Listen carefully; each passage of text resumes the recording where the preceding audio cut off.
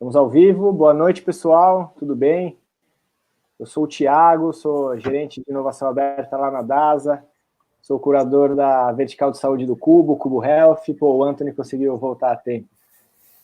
Estamos aqui abrindo mais uma live aí do Cubo, mais um meetup do Cubo Health, em versão digital aí para vocês, por conta do contexto. Espero que todos estejam bem aí, saudáveis, enfim, calmos, tranquilos, serenos. Prazer estar aqui moderando, sendo o host aqui desse encontro de hoje. Acho que é o nosso meetup número 19, se eu não me engano, né? Uma baita jornada. Esses meetups a gente faz em parceria com a turma do Cubo, tanto os empreendedores quanto os parceiros corporativos e startups do ecossistema, investidores, enfim, a ideia é trazer temas relevantes do universo de empreendedorismo, de inovação, de tecnologia focado em saúde, evidentemente, com visões distintas e olhares diferentes, tanto das startups como das grandes empresas, dos investidores, né? Sempre com uma temática de fundo, né? Então, hoje a gente vai falar de um tema que é super na moda, né, digamos, no topo da curva hype, aí, já vários anos consecutivos, né, achatando a curva hype de expectativa, aí, que é a inteligência artificial.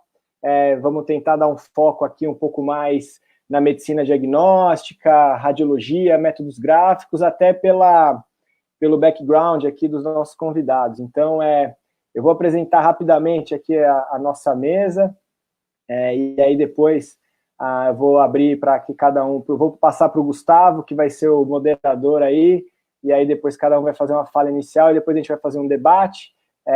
Lembrando que vocês podem fazer as perguntas aí, a gente vai estar compilando e mandando para a turma aí durante a transmissão, que está rolando no YouTube do Cubo e também no Facebook da DASA. Você pode compartilhar com seus colegas aí. Gustavo, médico, neurologista, empresário, founder, inovador, um cara muito bacana, meu amigo, founder da NeoMed, vai moderar esse papo aqui hoje. Gustavo, boa noite, obrigado aí pela participação aí e de ajudar a convocar toda a turma aí. Boa noite, Thiago, boa noite a todos os espectadores, boa noite, colegas aqui da mesa. Thiago, para mim é um grande prazer poder estar discutindo um tema tão relevante nos nossos dias atuais, né? A gente ouve tanta coisa diferente, inteligência artificial para cá, inteligência artificial para lá, mas a gente pouco entende o que é isso, né? A gente não sabe que esse conceito ele é antigo, né? Desde a década de 60, e agora ganha uma relevância maior por causa do poder computacional, o poder de cloud que a gente tem hoje, que a gente não tinha, transformando coisas pequenas em coisas escaláveis.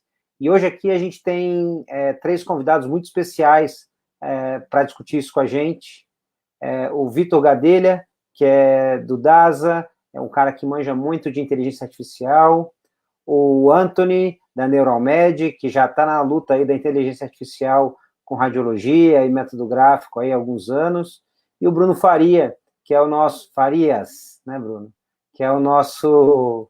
head de produto da NeoMed, e que tem aí há 2 anos comigo, batalhado também, trabalhado firme aí para achar soluções para os nossos pacientes em inteligência artificial. Bom, Thiago, eu queria começar perguntando para o Vitor, na verdade. Vitor, todo mundo fala aí de inteligência artificial, machine learning, deep learning, né? São conceitos aí amplos e todo mundo usa muito.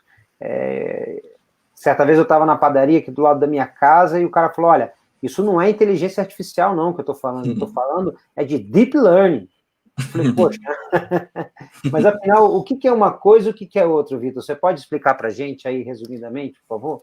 Legal, claro. Então, primeiramente, obrigado aí, né, pela participação aí de vocês. E é isso mesmo, Gustavo. Acho que para introduzir para o pessoal, eles terem essa noção mais básica, né, eu acho que a primeira coisa que a gente tem que falar um pouquinho é da própria inteligência artificial. Né? A gente tem hoje 3 grandes conceitos, né, da inteligência artificial estreita, do inglês a gente chama do Narrow AI. Né? A gente tem a General AI, que é a geral, e a gente tem essa Super AI. Né? E as pessoas confundem, e teve essa época do hype real, 2016, 2017, muito o que a gente faz hoje da inteligência artificial estreita com a geral.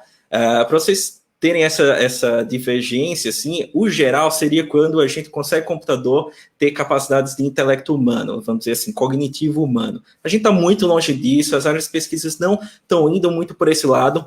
Algum esboço começa a aparecer agora, já em 2018, 2019, 2020, mas não é a área de atuação realmente que a gente hoje vê mais explodindo esse boom forte, tá? E a gente realmente trabalha nessa Narrow AI, que é essa estreita, onde a gente tenta fazer com que o computador performe, a gente tenta criar um modelo para que ele performe uma atividade boa, de uma forma muito bem, né? Às vezes é um jogo de xadrez, como já foi mostrado, fazer um carro autônomo, né? Criar um carro autônomo, e agora muito na prática a saúde, como a gente vai explorar. Então a AI, a inteligência artificial, é uma área de atuação, de conhecimento já aí desde 60, como você falou, né? Talvez até antes disso, que dentro dessa área existe uma temática específica que é chamada aprendizado de máquina, que é o machine learning.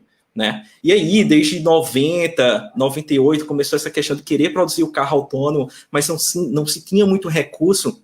Naquela época, o negócio começou a ter uma proporção, porque a gente começou a ter computadores com capacidade de processamento suficientes, a gente começou também a ter dados estruturados, e hoje também não estruturados como Deep Learning, que de uma forma mais fácil, em grande volume, que seria aí a base dos Big Data, e com essa combinação de até conhecimento, a gente pode pegar até essas teorias de redes neurais artificiais que já tinham até sido escritas e colocar ela na prática para performar melhores que outros modelos. Então, de uma maneira geral, resumindo, inteligência artificial é um macro, é uma área de atuação. Machine Learning é uma temática dentro dessa área, que é o aprendizado da máquina. Como é que eu faço essa máquina aprender uma determinada task, uma determinada tarefa, né? E dentro dessa temática existem várias formas de se modelar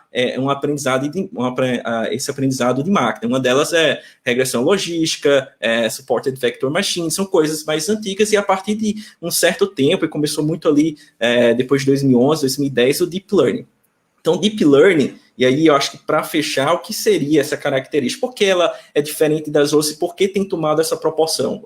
Tentando resumir, é basicamente porque agora a gente, com imagens, com áudio, com vídeo, ou seja, dados que a gente chama de não estruturados, a gente consegue criar um modelo de algoritmo que o computador entende para interpretar aquilo, né? Antigamente a gente não conseguiria performar muito bem, ou seja, ter uma acurácia, ter os dados de acurácia de uma forma muito melhor do que a gente consegue hoje. Então, Deep Learning, ele entra justamente aí. É um modelo, basicamente, matemático, de matemática linear, né, basicamente, que vem muito da estatística, tem essa forma de neurônio, como eles falam, mas consegue performar de uma forma brilhante em cima de dados não estruturados, que a gente não conseguia antes. Então, esse é a grande X da questão. E tendo dados não estruturados, a gente entra na saúde de uma forma muito fácil. Por quê? A gente pode discutir isso mais para frente, mas a gente, basicamente, na parte de medicina diagnóstica, a gente lida com imagens, com vídeos, né? E aí o negócio começa a ficar muito interessante, que agora a gente tem um modelo matemático, tem dados, então a gente tem IoT, tem várias coisas captando dados, o número de tomografias, o número de ressonâncias aumentou bastante, o número de raio-x de forma digital, né? Com todos os padrões de interoperabilidade, e esse negócio fica interessante, e aí entra a área de Deep Learning, principalmente na saúde. E aí eu tenho grandes colegas aí que estão trabalhando nisso, né? O Anthony e o Bruno aí, e eu acho que eles podem agora já introduzir também, né, Anthony, qual seria o exemplo prático justamente dessa explicação? Eu acho muito interessante para vocês terem essa ideia do que a gente está falando, né? Não é apenas uma hype mais. Perfeito. Obrigado, Vitor. Primeiro, obrigado a todo mundo aí pelo convite. É sempre um prazer falar sobre o que a gente faz no nosso dia a dia e tentar desmistificar isso, né? Eu acho que existe muito disso, né? Que a inteligência artificial é aquela coisa longe, fora, é só o Skynet um dia, mas tem coisa muito mais próxima da nossa realidade. A gente está há um pouco mais de 2 anos desenvolvendo nossas ferramentas de inteligência artificial, e elas já estão rodando ao vivo em hospitais que talvez alguém aqui já passou e já andou e já foi auxiliado dentro do seu fluxo de saúde por causa dessa inteligência artificial. Acho que a primeira coisa é isso, é desmistificar. A inteligência artificial, o Deep Learning, não é nada mais do que um reconhecimento de padrão em capacidade muito, muito rápida e muito alta para entender coisas, do mesmo jeito que o nosso cérebro pensa, né? Nosso cérebro não aprendeu a pensar o que é um cachorro, o que é um gato, olhando, pô, é pelas orelhas, é 4 patas, é um rabo. Não, é só vendo várias vezes o cachorro, o gato, seus filhos aprendendo assim, sabe? O bebê olha para o cachorro e fala, au, au. Por que ele sabe isso? Né? Ele não foi pixel por pixel, ele reconheceu aquilo várias vezes. E o conceito de deep learning é a mesma coisa. A partir do momento que a gente tem esses bancos de dados cada vez maiores, de imagens radiológicas já marcadas assim, isso aqui são nódulos, isso aqui é um pneumotórax, isso aqui é uma pneumonia, o algoritmo começa a reconhecer de uma forma parecida com o nosso cérebro, esse reconhecimento padrão. Um médico sênior, por que ele é melhor? Porque ele já viu mais casos e já está mais experiente do que um médico que está no começo da carreira dele. E o algoritmo é a mesma coisa. Quanto mais a gente expõe ele a casos, mais ele aprende, mais ele consegue ajudar nessa tomada de decisão. E a gente vê isso acontecendo em muitos lugares. Você falou de imagem, de vídeo, também existe o lado de texto. Médicos que estão aqui na sala sabem que texto é um dado não estruturado na maioria das vezes, cada médico escreve seu laudo do seu jeito, porque precisa. A medicina é uma ciência de exceção. O médico precisa descrever o que ele está vendo daquele paciente, ele não pode descrever uma coisa geral, tem que ser muito específica daquele paciente. E a inteligência artificial entra para auxiliar nesse passo. Um pouquinho do que a gente já tem feito, tá? Desde o ano passado, por exemplo, o Hospital Estadual da Vila Alpina, que é um dos nossos primeiros clientes e um case de sucesso super legal, a gente analisa todos os raios de tórax do pronto-socorro dele.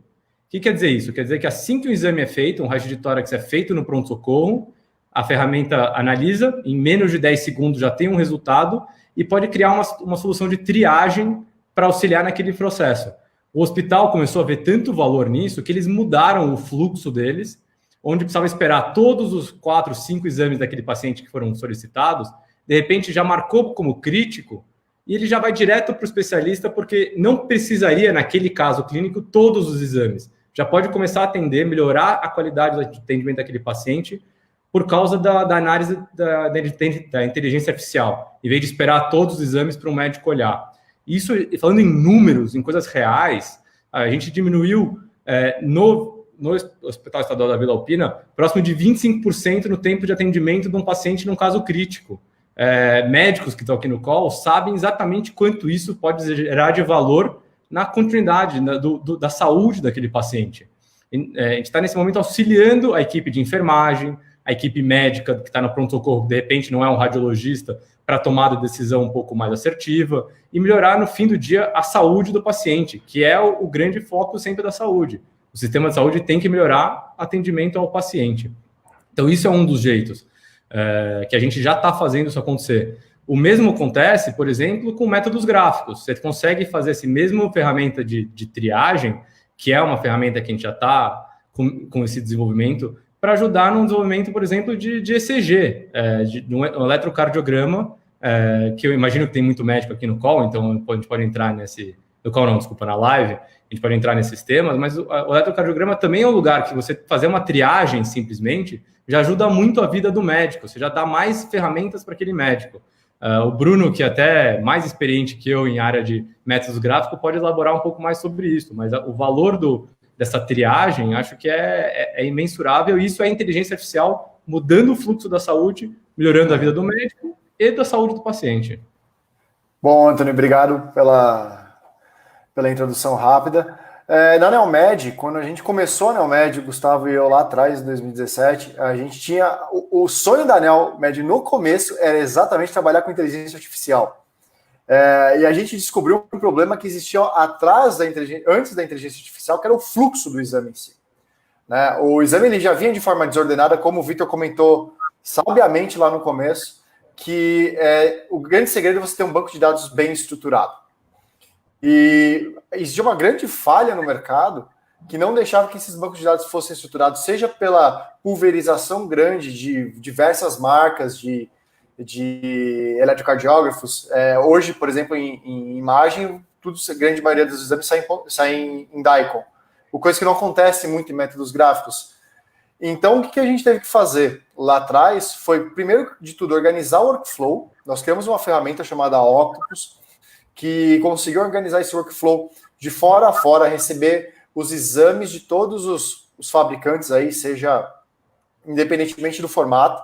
conseguir mandar para o médico. E aí veio uma parte que foi, a gente apelida que foi quase uma sorte nossa, que a gente percebeu que o médico ele escrevia muito o laudo normal. Então a gente começou a padronizar o laudo normal para ajudar ele no dia a dia.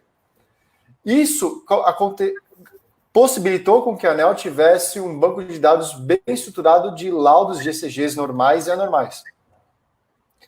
Com isso, a gente conseguiu, aí, em parceria com a Neuromed, desenvolver o nosso primeiro algoritmo para resolver a primeira questão dentro de um exame, de uma triagem, que é saber se esse paciente está normal, né, se ele pode seguir a trilha dele dentro do hospital para outros exames, ou se ele está normal e ele precisa de uma intervenção agora.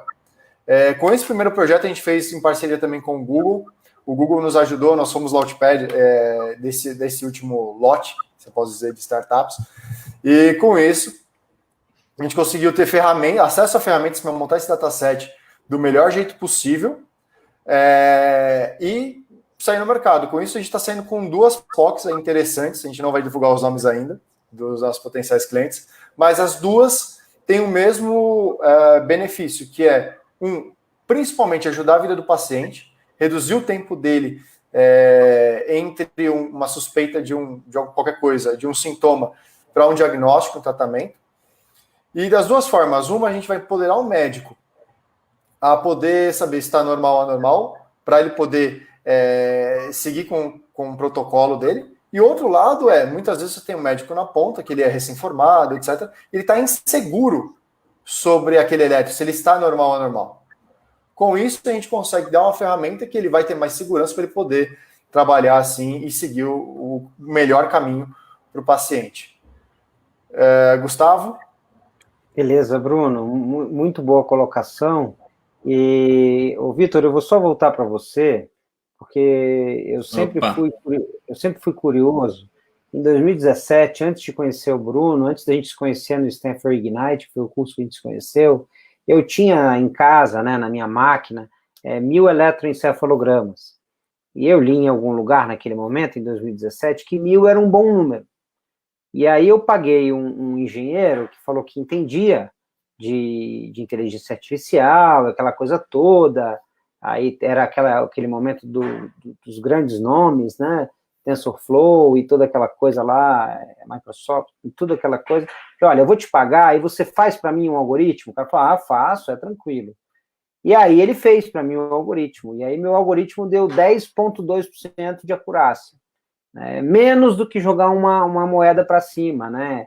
E eu falei, rapaz, eu acho que eu preciso estudar. Né? Quando eu fui lá pro Stanford Ignite. E aí o que aconteceu? Ele falou, olha, Gustavo, o problema teu é que seu dado não está estruturado. E todo mundo aqui falou de dado estruturado, dado não estruturado. Vitor, o que é dado estruturado? Cara, conta pra gente aí. Fala aí como é que eu podia não ter errado, não ter gastado esse dinheiro aí com o meu dinheiro. Perfeito, claro. Beleza, eu acho que esse é um ponto importante, porque um dos problemas na saúde, quando a gente vai tratar de Deep Learning, é o balanceamento dos datasets, né? Então, o dataset, pense como uma grande tabela onde vai ter esses dados, né? A gente tem o banco de dados estruturado e não estruturado, e a gente tem o dado estruturado e o dado não estruturado, né? Vamos primeiro falar do dado. Um dado estruturado é um número. O computador, ele entende muito bem esse número. Uma imagem já não é um dado estruturado. Então, basicamente, a gente transforma essa imagem num conjunto de números, que são os relativos aos pixels, para a gente entrar nessas redes neurais, né? O banco de dados estruturado é justamente a gente ter ali, por exemplo, vamos imaginar uma tabela que a gente quer saber esses pacientes, se eles têm ou não uma doença, e se o sexo é masculino ou feminino. Então, a gente preenche esse banco de dados, todas as colunas e todas essas linhas, né? Isso é um banco de dados bem estruturado. Mas, a partir do momento, esse começa a ter muito vazio, né? Ou começa a ter, por exemplo, a gente trabalha muito com número, né? Porque a máquina entende o número, mas a gente vai lá, por exemplo, a gente coloca lá um Google Forms e a entrada desse dado, a gente quer saber onde essa pessoa nasceu. E a gente deixa esse dado aberto. Aí a pessoa coloca, por exemplo, Recife, aí a outra coloca REC, aí o outro bota Brasil, o outro bota BR. Isso é um banco de dados totalmente não estruturados. Então, aí vem a grande sacada. Se eu pego a sua tabela de 1000 eletroencéfalos, né, de várias máquinas diferentes, e a gente pode entrar nesse assunto que é bem bacana, que a gente viu cada coisa meio bizarra acontecendo. Cara, você vai estar com um banco de dados talvez muito não estruturado. né? Então, você usa um dado não estruturado, que é uma imagem, beleza, mas o teu banco de dados ele não está estruturado, ele está de uma forma totalmente aleatória, porque as entradas estão muito, vamos dizer assim, variáveis, né? Muito variável essa entrada. E aí vem uma das princípios, porque criar o algoritmo, cara, isso é 30%. Pauleira mesmo é o cara que vai pré-processar os dados para poder entrar no modelo. E aí vem o negócio, né? Tipo, cara, você usa lá o Python, o Pandas, tem várias técnicas para fazer isso, mas você tem que... E aí é aquela fase, né? Por que não? Porque naquele momento você precisaria para rodar bem um banco de dados mais estruturado. Aí a primeira coisa que você chega no engenheiro de dados hoje, de machine learning, é, cara, tá aí, tá tabela, tá uma bagunça, ajeita ela. Ele tem que ajeitar essa tabela para poder entrar. Isso aí é o equivalente desse RES, BR, Brasil, Recife, é o equivalente de uma máquina, de uma marca X fazendo a imagem, uma marca Y, de um eletrocardiograma X, Y, e aí às vezes você tem que criar um algoritmo só para padronizar os tipos de imagem numa só. Então tem várias técnicas, hoje, 2020, que estão sendo feitas para resolver esse problema, mas eu não sei se eu fui claro, né? Banco de dados estruturado, não estruturado, dados estruturados como uma coisa que é número só, idade, etc., e dados não estruturados, uma imagem, um vídeo, processamento de linguagem natural, que seria justamente essa parte de texto. Então, assim, esse é o contexto, né? Tem que ter esse entendimento. E lá atrás o pessoal não tinha muito ainda, e hoje hoje que a gente está aprendendo esse tipo de coisa, cada dia que passa. Você está vendo, Vitor? Depois de 3 anos que eu perdi dinheiro, agora eu sei por que eu perdi dinheiro, né? É verdade, né? Estamos aprendendo, estamos aprendendo. Agora já foi. Antes tarde do que nunca, Gustavo.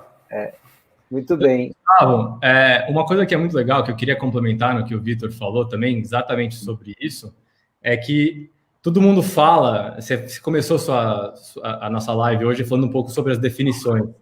E eu gosto de pensar que as pessoas sempre esquecem de uma das definições mais importantes, né? Todo mundo fala de machine learning, mas poucos falam do conceito de machine teaching, que alguém precisa ensinar esse algoritmo. E quem, nesse caso da saúde, são os médicos.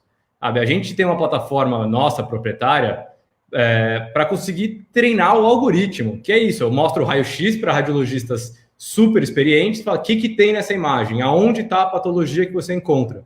E aos poucos você vai transformando dados estruturados junto com aquelas imagens. E isso é um passo extremamente importante, que é um papel que todos os médicos vão ter que participar disso, né? Porque a gente depende de médicos sêniores para fazerem essa categorização de imagens, especialmente no caso de raio-x, que é um exame que muitas vezes não tem um laudo de um radiologista, mas você precisa participar desse modelo de machine teaching. Um dos jeitos de fazer isso é o lado de NLP, né, que é o Natural Language Processing, ou em português a gente chama de processamento de linguagem natural, que é conseguir extrair exatamente isso que você falou, né, tirar o análise de sentimento de dentro de um laudo. O que importa de um laudo não é como ele foi escrito, e sim a conclusão, se aquele paciente tem patologia X, Y, Z, está saudável, não está saudável. Sabe, não faz diferença como está escrito Recife, você quer saber que aquela pessoa é de Recife. Está escrito uma abreviação, nome em maiúsculo, escrito errado. Você precisa entender e extrair a análise dentro do texto. E essas são as formas que a gente vai estruturando esses dados que até hoje eram não estruturados. Você apoia nos médicos e vai usando outras tecnologias. Legal, Anthony. Acho que o Bruno tem uma história para contar também. Né? Na Neomed, a gente... lá atrás tinha um tipo de arquivo específico, Anthony, que a gente conseguia extrair em sequência binária. Era uma maravilha. A onda, para quem entende de eletro, é a onda P, o batimento atrial, QRS, os ventrículos, e a repolarização, a onda T. Me desculpe os cardiologistas se eu falei alguma coisa errada. Né? A gente conseguia, nesse aparelho específico, extrair a onda P, ela não era mais onda P, ela era 01, 001, 0... Então, ficava muito fácil para você analisar aquilo ali, né? Era uma linguagem, era quase... Agora, a gente falou, poxa, todo eletrocardiograma é assim, e descobriu que não, que a maioria, ele é uma imagem, né? Ele não é um 01. E aí, a história é, como é que agora você transforma uma imagem em numerozinhos, né? Como o Vitor falou, a construção do algoritmo, né, ela é importante, mas a estruturação dos dados, ela ainda é mais importante. Então, aí, Bruno, acho que é interessante você contar como é que o Google ajudou a Neomed a fazer isso, né? Quais foram as soluções que a gente conseguiu apresentar? e como é que a gente resolveu esse desafio? Bom, primeiro de tudo, esse contexto é muito interessante a gente dar, porque o mercado ele não é padronizado, né? O Vitor, eu acho que o sonho dele era que toda a ressonância saísse do mesmo jeito, e o do Anthony é a mesma coisa, né? A ressonância do mesmo jeito, com a mesma configuração, tudo bonitinho, com o laudo semi-padronizado do outro lado. O mundo não é assim. E na cardiologia é a mesma coisa. Quando a gente optou por investir nesse projeto, a gente começou entendendo qual que seria o dado mais fácil que a gente conseguiria analisar e conseguir rodar numa máquina, e que essa máquina conseguisse cuspir alguma coisa por assimilar aqueles dados. Basicamente o que ela faz? Ela assimila aqueles dados com os laudos que a gente está falando que isso aqui é isso aqui, um dado estruturado, ou seja, um dado que já é binário, que já sai os numerozinhos bonitinhos que o Vitor comentou, com um laudo estruturado, ou seja, um laudo que ele se repete, e na sua grande maioria das vezes, e consegue ensinar a máquina que é aquilo. Para nossa surpresa, foi que isso daí era uma penetração de mercado muito pequena. Então a gente teve que voltar atrás lá naquela questão do workflow, que foi o dado, quando ele entra, como que a gente consegue tratar a entrada desse dado. Com isso, o Google ajudou a gente em diversas ferramentas, inclusive TensorFlow, que tem uma suite gigantesca de coisas que a gente pode fazer, mas principalmente, inclusive o Anthony, que está nessa call, tem ajudado a gente pra caramba nisso, resolver o problema do workflow, que é o dado que entrou, ele está em qual formato? Esse dado está na imagem, e, bom, os cardiologistas que estão aqui de plantão sabem que existem mais de um layout de eletro. Né? Você pode fazer o eletro tanto uma folha 4, né? E tanto em retrato quanto em paisagem. Então, como que a gente consegue identificar qual que é o tipo de dado que está entrando? Ele é um dado binário ou ele é um dado, uma imagem? Essa imagem está em qual formato? Porque a definição também atrapalha. Terceiro, qual que é o formato que esse eletro está impresso? E aí transformar esses dados que estão numa imagem nos dados binários. Então, todo esse trabalho a gente conseguiu fazer com muita ajuda. Não foi fácil. Ajuda tanto dos nossos engenheiros, que fizeram um excelente trabalho, tanto com o pessoal do Google, que nos ajudou. A gente teve mentoria eles chamaram a gente da NVIDIA para ajudar a gente. A NVIDIA, para quem não sabe, é o maior fabricante de placas de vídeo do mundo, que basicamente são os caras que processam a imagem um dia inteiro, para entender como que a gente consegue fazer isso. E o Anthony também, com toda a equipe dele, para conseguir nos ajudar a transformar uma imagem e a normalizar essa entrada. Ou seja, tudo que entra hoje dentro do nosso algoritmo está normalizado, mas exige um trabalho antes, que é exatamente o que o Vitor falou. Fazer o algoritmo é 10, 15, 30% de trabalho. Todo o resto é quebrar a cabeça em como você consegue fazer com que tudo que está entrando pareça que é a mesma coisa para a máquina. Muito bem, Bruno. Acho que é uma excelente explicação, e o que a gente vê, né, que acho que toda a plateia aqui, todos os nossos ouvintes já estão percebendo, é que inteligência artificial é um negócio muito sério, né? É um negócio que precisa ser tratado de forma muito séria, né? E que a gente está aqui exatamente para isso. Você vê, a gente está 3 anos tentando, o Anthony está há 2, 3 anos também trabalhando com isso, um trabalho muito sério, muito correto. O DASA tem feito excelentes trabalhos, ganhado prêmio, tem uma área lá dentro, o Kita, todo mundo aí muito empenhado em melhorar a vida do nosso paciente e em publicar, né, em publicar resultados, né. Para vocês terem uma ideia, gente, eu já ouvi um fundador de uma startup que diz que usa a inteligência artificial, dizendo que o algoritmo dele era melhor que Stanford e Harvard juntos. Então, como é que você compara uma acurácia de um algoritmo com 2 outros juntos e diz que é melhor? Eu fiquei muito intrigado com isso, até do ponto de vista estatístico, como ele fez essa comparação. Ô, Vitor, eu queria que você falasse um pouquinho para a gente se é importante ou não é importante a publicação de resultados sérios nessa área de inteligência artificial. Conta um pouquinho para a gente o que você acha e qual que é a sua experiência aí no assunto. Opa, legal, então. Acho que o primeiro tópico que você falou lá, né, Gustavo, acho que o trabalho sério é muito importante. Então, eu sou muito grato a DAS, assim, eu acho que teve que ter essa visão dos gestores, acho que do Pedro Bueno, Emerson, o Vedolin, para perceber e ter a sensibilidade dessa, que estava entrando nessa curva exponencial, essa nova tecnologia, e aí pega uma pessoa brilhante, como Felipe Kitamura, que é o líder da inteligência artificial, né, realmente uma pessoa fora de série, venceu prêmios aí fora de concursos abertas, e aí ele monta uma estrutura numa das maiores empresas do mundo que tem mais dado. Imagina a seriedade que a gente leva isso, não é brincadeira. De vários aspectos, tá? Do ponto de vista de proteção de dados, anonimização, que a gente pode falar um pouco, como extrair isso de forma segura e como fazer modelos que realmente façam a diferença na ponta de uso clínico. E para isso teve que pegar médicos. Eu sou médico neurologista, tem mais lá 10 médicos com a gente, tem uma equipe gigantesca e os médicos são médicos, assim, têm essa característica, sabem programar para que a gente consiga tirar o maior insights desses dados de possível. E aí o médico, quando a gente introduz a figura do médico, e aí eu faço mestrado em inteligência artificial lá na UFPR, e é interessante porque a forma que a ciência da computação publica e olha os artigos é um pouco diferente da forma que a saúde olha, e assim, por vários motivos, não é por causa do Comitê de Ética em pesquisa com humanos e animais. Então, assim, existem várias implicações que nós nascemos, a nossa natureza ela é científica, a natureza médica é científica, e no momento que o médico entra e começa a gerar dado para publicar, o negócio começa a ficar sério, e a gente vê esse boom de publicações, que até a DASA tem participado aí, junto com o Kitamura e os outros médicos, tentando levar essas implicações. E aí é tão interessante isso que, assim, tem revista que nem sabe avaliar a inteligência artificial.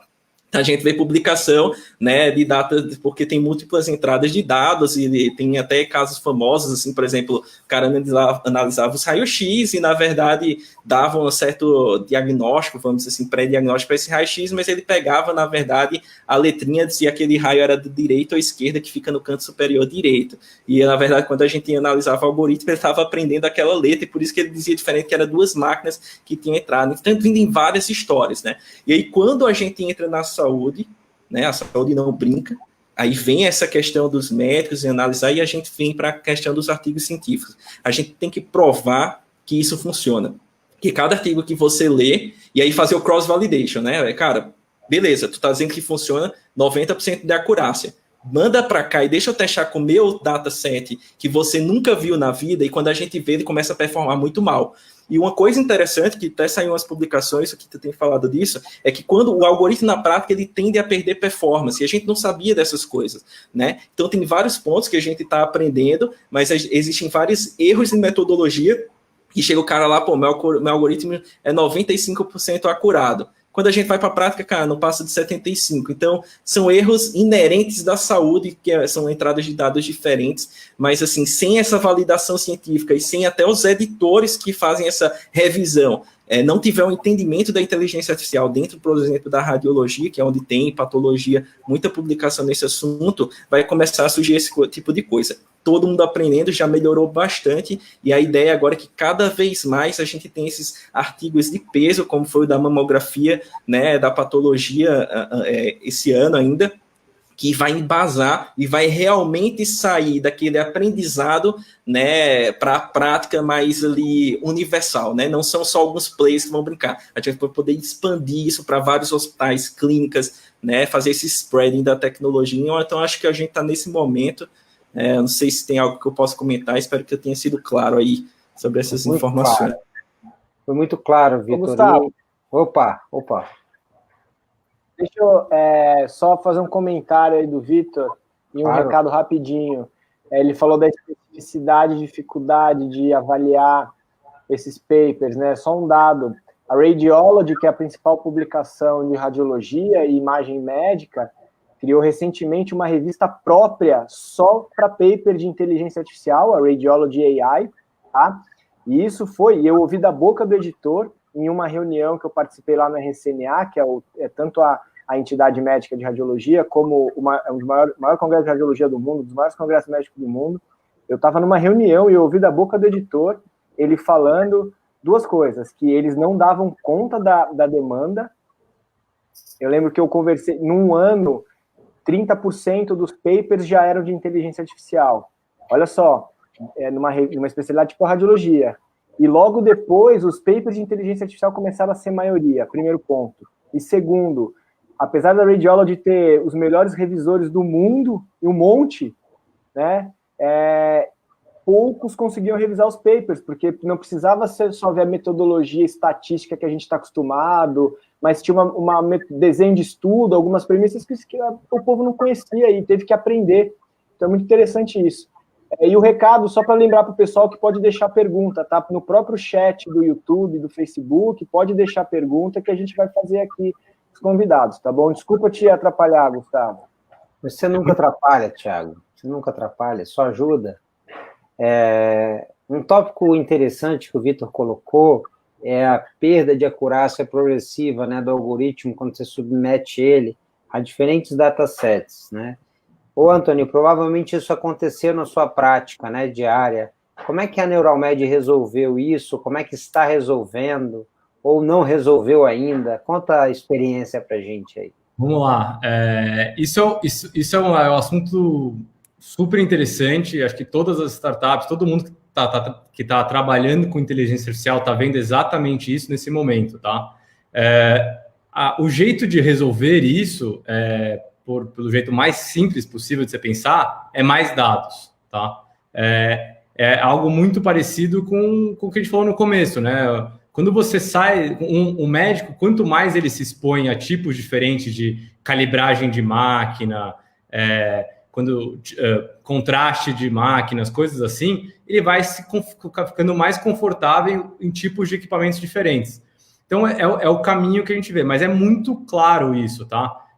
Você vê isso muito rápido com um monte de empresa de fora do Brasil querendo entrar no Brasil do dia para a noite e não tem nem ideia o que é um CR. Para ele só existe raio-x digital. Aí ele chega aqui, o contraste é diferente, o nível de preto é diferente, e o algoritmo dele, que performa perfeitamente em Harvard, aqui performa super mal. Por quê? Porque ele não tem ideia o que é uma imagem com contraste assim. E isso é um pouco do balanceamento do banco de dados, né? O banco de dados da Neuralmed foi pensado na realidade do Brasil. A realidade do Brasil é que a maioria dos exames que são digitais são via CR, são digitalizados via CR. Só as instituições de muito alto nível hoje, que têm o orçamento para ter um DR, tem hoje. Está mudando, sim, mas vai demorar para fazer essa curva. A diferença é muito grande. Então, esse tipo de coisa você só conhece se expondo cada vez mais. A gente faz, quando a gente implanta num hospital novo, a gente sabe que vai cair a performance um pouco. Aí o caminho natural de fazer isso é treinar com os dados daquele hospital para melhorar um pouco a performance, para entender como aqueles técnicos calibram a máquina, como é o nível de contraste, qual a exposição que eles usam nas máquinas deles, para isso ajustar o modelo. Mas isso cada vez mais vai desaparecendo. A gente viu isso no começo, nossos primeiros algoritmos, eles se distraíam com devices, com medical devices, com um tubo, com marca-passo. Mas a hora que você começa a ter muito exame, ele entende que aqui você está mostrando 20 mil casos de nódulo. Alguns têm um marca-passo, alguns vão ter um dreno, e ele começa a ignorar aquilo, porque o que tem em comum naquelas imagens? É o nódulo. Então ele vai começar a detectar que o nódulo que ele precisa aprender. E você vai fazendo modelos cada vez mais granulados. Você não tem um modelo de raio-x. Você tem alguns modelos de nódulo, alguns modelos de pneumonia, alguns modelos de massas, alguns modelos de opacidade, e você junta todos eles para aí sim chegar numa conclusão. Então, esses são alguns dos jeitos que a gente vai ajustando isso e calibrando isso, mas é um processo contínuo, né? Essa da imagem é muito brutal. Assim, a gente chegou num ponto que assim, você vê os grandes players americanos, europeus, israelenses, eles só conseguem analisar imagens em DICOM completo. Não é a realidade do Brasil. A gente tem que conseguir entender, a gente recebe PNG, analisa tranquilamente. A gente vai lançar agora, mês que vem, um aplicativo de celular, obviamente não a característica de diagnóstico, mas para ajudar, porque vira e mexe a gente tem caso que alguém que tira uma foto de um raio-x na frente de um gatoscópio, porque ainda é analógico, onde eles estão, numa região periférica, e não tem se eles não estão digitalizando, a chance de eles terem um pneumologista experiente, o radiologista experiente em pneumologia para poder ajudar no diagnóstico daquele tórax é muito rara. e a gente consegue já, por causa desse balizamento, analisar até imagens de foto de celular na frente do negatoscópio. Então é assim que você vai aos poucos acertando isso. No começo ninguém consegue fazer isso. A hora que você tem mais e mais dados, você consegue. Legal, Anthony. E Bruno, voltando no tópico de publicação científica, que tipo de colaboração que a NeoMed julga importante, que já existe dentro e fora do país? Eu acho que é importante o seu comentário nesse assunto. Bom, a NeoMed, nós tivemos uma publicação ano passado, inclusive no congresso da SOCESP, sobre o nosso primeiro teste com o algoritmo, e aí foi naquele caso feliz de usar os eletrocardiogramas que já saíam com o data point certinho, ou seja, um banco de dados super controlado e bem categorizado. Mas agora nós temos uma parceria também com a San Jose State University, desenvolvendo 4 projetos com eles, utilizando os nossos dados, aí, como o Vitor comentou, de uma forma super profissional, dados anonimizados, seguindo toda a parte de LGPD, HIPAA, FDA, etc. Tudo para que haja uma colaboração e também haja um estudo sério com o que é possível fazer a partir dos dados de um eletrocardiograma. Com esses estudos a gente consegue explorar muita coisa. Por exemplo, tem um dos estudos que a gente colabora que fala muito sobre identidade a partir da sua frequência cardíaca. Então, você consegue saber se aquela pessoa através do jeito que o coração dela bate. É uma coisa bem de ciência de foguete, mas se você tem um banco de dados bem estruturado, que segue todas as regras bonitinho, você consegue fazer esse tipo de colaboração e, principalmente, você traz gente muito inteligente, muito capacitada para criticar o seu modelo. Onde, quanto mais você tiver essa colaboração com gente capacitada, gente que sabe o que está fazendo, que já fez isso, já errou bastante. O Vitor, ele comentou uma coisa muito legal, e o Anthony também, que é a quantidade de... A gente está contando aqui umas histórias bonitas, né? Mas, com certeza, para ter uma história bonita, tiveram umas 100, 200 histórias que não foram tão bonitas assim. Daquele algoritmo que aprende o que é o Rzinho ali em cima, ou o algoritmo que se distrai com um tubo, etc. Isso tudo acontece. E a gente tem que ir trabalhando. Quando você tem gente criticando e te auxiliando nesse processo, o processo vai mais rápido. E estar perto de instituições que publicam, que são sérias, é de suma importância, principalmente para elevar a barra do seu próprio trabalho. E isso é bem gratificante no final do dia. Legal. Antônio, você quer comentar? É super valioso, porque essas parcerias com universidades, né, a gente vê que as universidades no Brasil estão entendendo o valor que eles têm dentro disso, né? O Vitor é um dos médicos que está estudando inteligência artificial. Eu tenho o prazer de ter como um sócio, o meu sócio e cofundador é um radiologista que fez um doutorado em inteligência artificial na USP, no HC, e a gente vê que aos poucos a gente vai conseguindo fazer isso. A gente assinou no final do ano passado um projeto de pesquisa com o Hospital das Clínicas exatamente para entrar no mundo de inteligência artificial para radiologia e fazer publicações de papers em conjunto com o Hospital das Clínicas.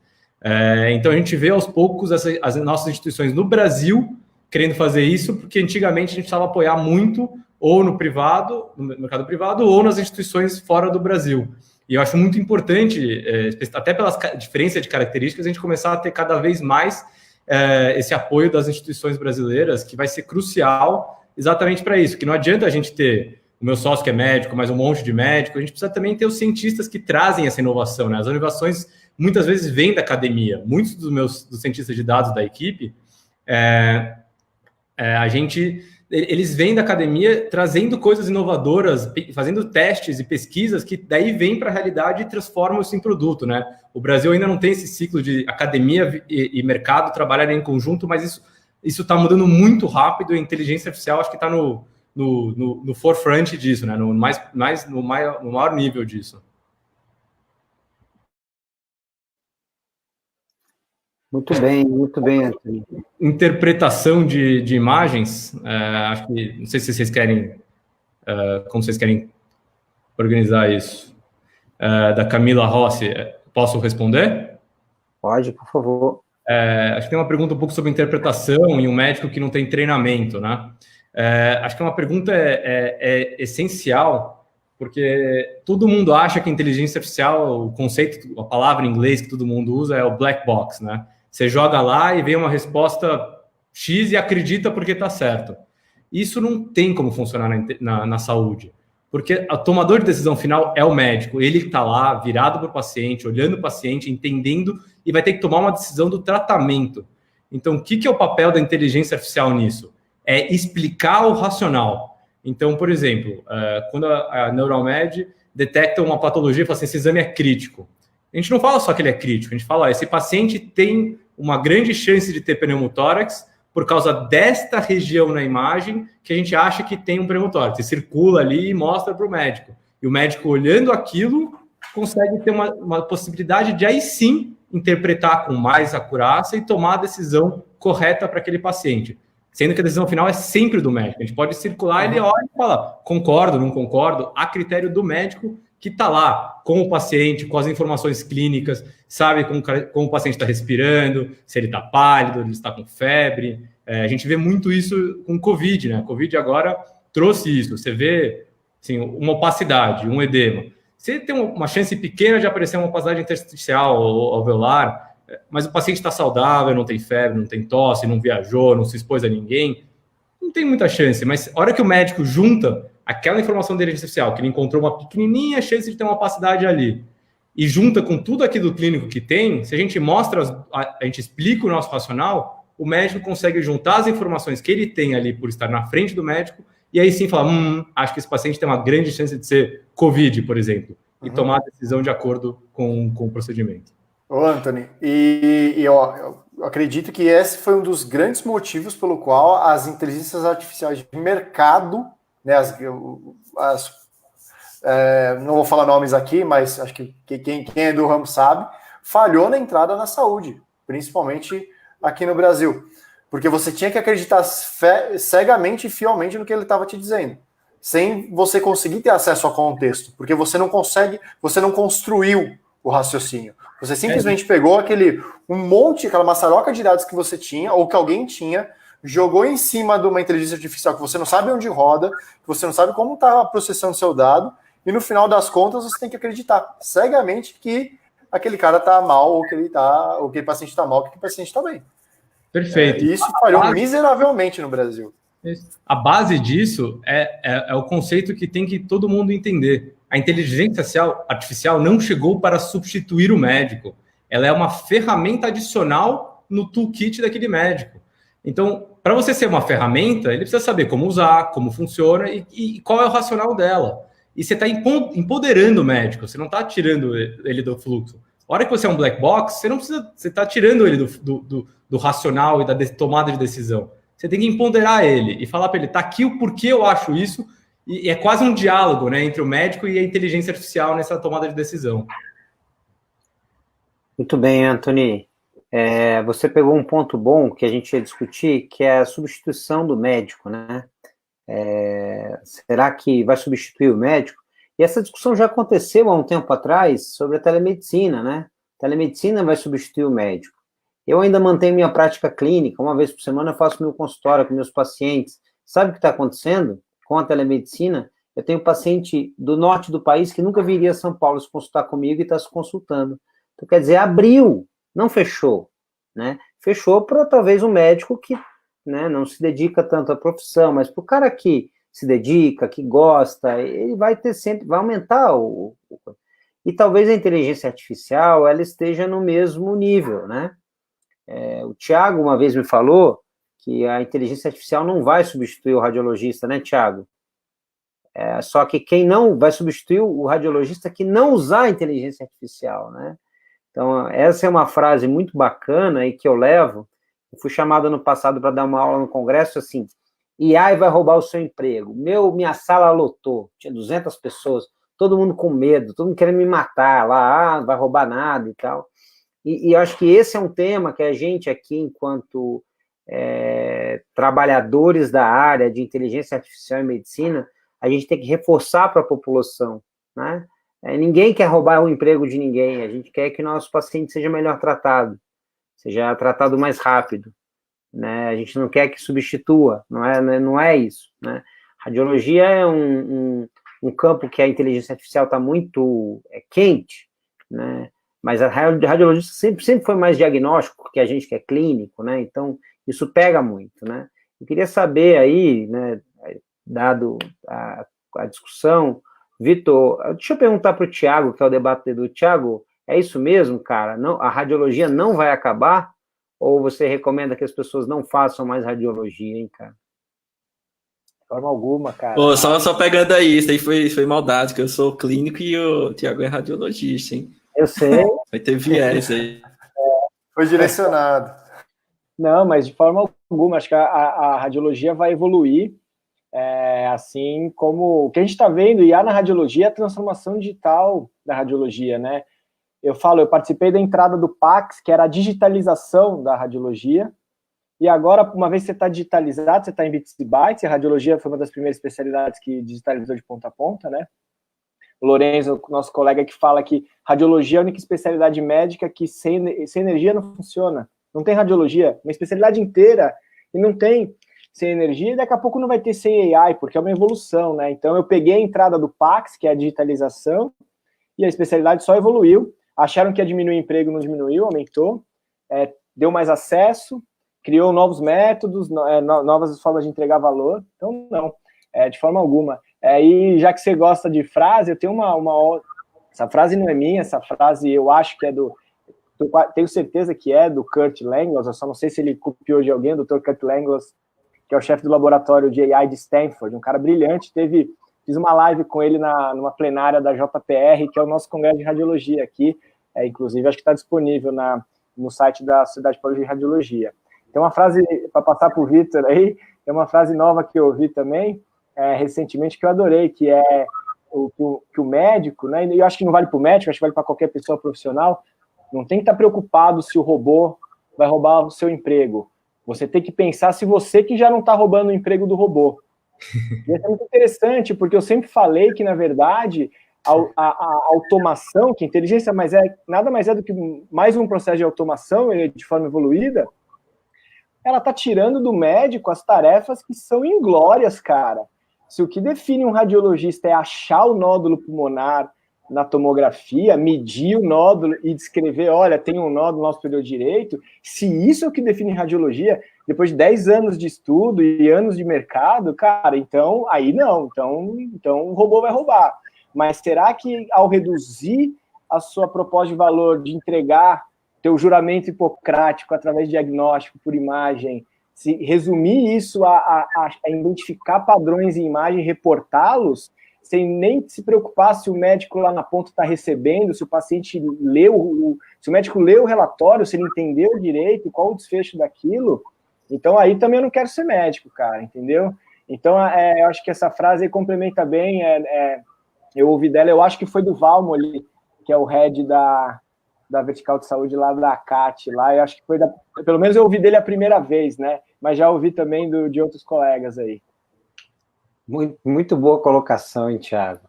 Temos uma pergunta aqui do Marcos Vinícius. Sou acadêmico na área de inteligência artificial e sempre me pergunto em relação a como trabalhar em uma área como a saúde, mesmo tendo dados disponíveis, né? Como posso gerar um algoritmo sem ter conhecimento prévio? Essa acho que pode ir para o Vitor, que é neurologista e está trabalhando com radiologia, Vitor. Deixa eu fazer uma complementação para essa pergunta, Vitor, que eu queria ter feito... Manda lá. Mas não quis interromper. Que eu ia perguntar, eu acho que tem muito a ver com essa pergunta. Vocês estavam falando ali que tem médico no time, mas também, por outro lado, o Gu falou que contratou um engenheiro, o engenheiro sozinho não deu conta. Como que é um time? Como que precisa o Bruno falou da complexidade, né? O que é um time de AI, cara? Tem médico, é programador, é cientista de dados, é estatístico? Legal. Cara, perfeito. Então, acho que eu já vou puxar esse gancho dessa pergunta aí, né? Como, pelo que eu entendi ali, sem conhecimento prévio em medicina ou em saúde, diagnóstica, como é que eu faço esses modelos? Eu tenho capacidade para fazer isso? Então, acho que é uma coisa que a gente tem aprendido, né? Eu sou mais novo aqui na DASA, o Laboratório de Inteligência Artificial tem aí 2 anos e meio, um pouco mais que isso, e assim, é uma constante evolução. Esses 2 anos foi para validar nossas hipóteses, e aí chegou nesse momento de produção, né, aproximadamente aí 6, 7 meses atrás, onde, cara, não, agora esse negócio a gente já aprendeu a fazer, já dominamos a tecnologia, vamos colocar na prática, aí vem o time, né, então passa muito mais do que essas questões aí que vocês colocaram, tá, a gente entra aqui em jurídico, e não qualquer pessoa do jurídico vai resolver isso. A gente tem um jurídico muito forte, a Carol, a Valquíria, que é superintendente, que dá aquele braço, outras pessoas também, porque eles precisam entender como proteger esse dado. Eles precisam garantir que esse dado chegue anonimizado para a gente. Então, assim, é uma arquitetura para se fazer todo o workflow para um algoritmo dar certo e ser implementado muito complexa, né? Então, vamos pensar do ponto de vista de arquitetura. A primeira coisa que eu tenho que pegar é esse dado de um servidor, então eu preciso de DevOps, e aí entra a parte do DevOps, né, do pessoal do back-end também, e aí quando chega esse dado, eu tenho que anonimizar esse dado, né, garantir que eu não consigo voltar, vamos dizer assim, rastrear esse paciente, e aí entra um time de desenvolvimento, né, que pode usar em várias linguagens, e aí com esses dados já pegos, aí entra o papel do médico. Eu tenho agora as imagens, elas estão anonimizadas, o jurídico deu ok, uma pessoa do jurídico que entende desse assunto, e agora entra a parte do médico. Cara, o que a gente vai fazer com essas imagens? O médico pediu lá para pegar essas imagens, e agora? E aí com um dataset desse, com esse banco de imagens, tem muita aplicação em vários pontos, e aí a gente pode anotar essas imagens quando foi colocado, desenhar para segmentar a imagem, modelos de segmentação, etc. Nesse momento, é a interface do médico com o engenheiro de machine learning, né, que é uma pessoa que cuida mais da arquitetura para garantir que essa inferência, essa volta de resultado seja muito bem feita junto com o DevOps, e tem a pessoa que cria, né, os algoritmos. Então, assim, são 2 papéis um pouco diferentes. E aí é onde tem essa interface da pessoa que cria o algoritmo, esse cara que às vezes é das ciências da computação. Então, hoje a AI, né, tem várias interfaces, já é médico criando, às vezes é outra, mas tem as pessoas que, tipo, entendem mais do negócio, né? Aqui temos 2 pessoas super experts nisso, e aí tem essa interface com o médico, com esse cara, o engenheiro, e a partir desses insights, e é uma ida e volta, é uma interação constante, é que se faz o modelo. Fez o modelo, cara, agora vamos testar, e aí pega dados, aí é outro problema, pegar dados de outras instituições para fazer a cross-validação. Acabando isso, aí vem a galera de infraestrutura que entende em protocolos de interoperabilidade para implantar isso no hospital. Então, veja que não é uma cadeia de 2, 3 players. A gente precisa de desenvolvedores, front-end, back-end, de DevOps, de engenheiros de machine learning, de pessoas para criar algoritmos, de médicos, de infraestrutura, jurídico e segurança da informação, porque no final da conta, se vaza um dado desse, imagina o problema que a gente tem. Então, eu não sei se eu consegui resumir, mas esse é um timeline. E aí foi a pergunta, né? Só para fechar. Cara, eu não tenho conhecimento em saúde, tem como fazer? Tem. Agora você tem que ter essa interface também, assim, que aí o que acontece, né? O que a gente vê. O cara faz lá um dataset, raio-x é Covid e não é Covid. Qual é a prática disso? Cara, funciona 100%, vai curar, você danado. Cara, é Covid ou não é Covid? Eu preciso saber se tem edema pulmonar, se é pneumonia bacteriana. Se eu não treinar com as outras, né? Eu acho que o Antônio pode falar disso, porque, cara, dizer se é Covid ou não Covid, e tem gente que tem esse algoritmo, aí bota foto lá de um pinguim, o pinguim diz que não é Covid, tipo 90%, ou que diz que é, tá? Cara, erro clássico de quem não é da área. Se você não tiver interface em algum momento da tua pré-processamento, extração de dados, né? Você vai comer bola. Tanto comer bola no sentido... Cara, eu tô dizendo que eu tenho um algoritmo, nem anonimizei esse negócio direito. Jurídico, Anvisa, cara, vai pegar no teu pé, tá errado, você tá fazendo fora da legislação. Então, por isso que eu falo, são pontos complexos, e a DASA aprendeu isso nos últimos 2 anos, tem estudado muito isso nos últimos 2 anos, para chegar nesse nível de maturidade de implantar coisas muito rápidas. Então, eu acho que o Anthony pode falar um pouquinho disso, né? A gente vê cada coisa absurda, né? E justamente como você comentou lá, cara, o meu algoritmo é melhor que fulaninho, cicraninho, e na verdade, acho que aprender isso talvez da ciência que a gente faz muito em laboratório, né? Em ambientes controlados. Cara, o algoritmo tem que ser em ambiente não controlado de cara.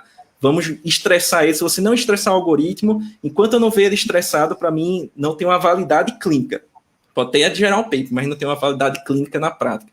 Então, não sei se eu respondi, mas eu acho que isso aí são os conceitos fundamentais. Perfeito, Vitor. Acho que o único jeito é isso. Você precisa ter um balanço nesse time.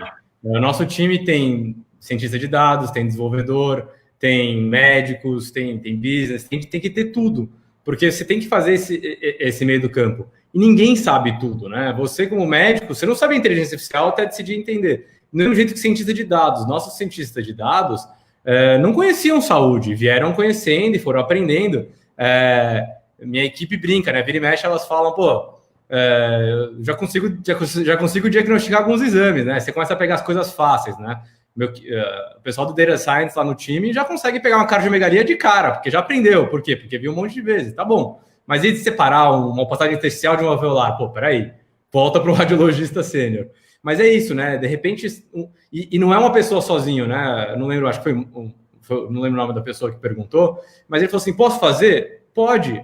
Ache pessoas para trabalhar junto com você, sabe? Ache, de repente, um médico que entende, ele vai apoiar, você acha um desenvolvedor. Porque se você tem só um time de Data Science, pô, você vai conseguir fazer laboratório. Pô, eu preciso de um desenvolvedor para fazer o deploy num hospital real, para fazer a integração DICOM, entender o que é um nó DICOM, A-Title, essas coisas que, de repente, o cientista de dados não sabe. Então, você precisa fazer esse ciclo completo. E a gente vê exatamente isso, Vitor. Acho que outro dia a gente estava num grupo de Data Science no Facebook, e alguém publicou, não, eu fiz o modelo de COVID que vai mudar o mundo.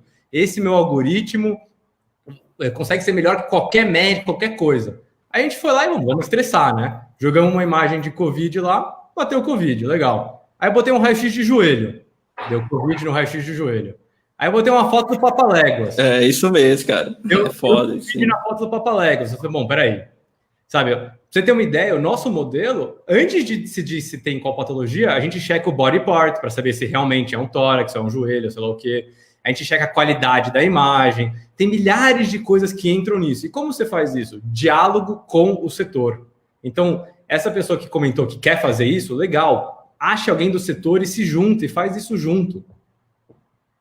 Até porque pegar esses datasets públicos e fazer um algoritmo, dá para brincar, tá? Eu não estou dizendo, cara, dá para fazer, eu estou falando algo produção, não vai, né? Eu acho que aí não vai pegar dataset público, com minha imagem, tomografia, cara, você vai fazer, vai ser bacana, mas assim, é muito diferente isso daí da realidade, tá? A gente tá brincando com vidas reais aqui, então o problema é muito mais embaixo. Aquele dataset famoso público do NIH que subiu, ele tinha muitos erros, porque alguém que não era médico juntou aquele dataset e falou, tudo isso aqui é pneumotórax.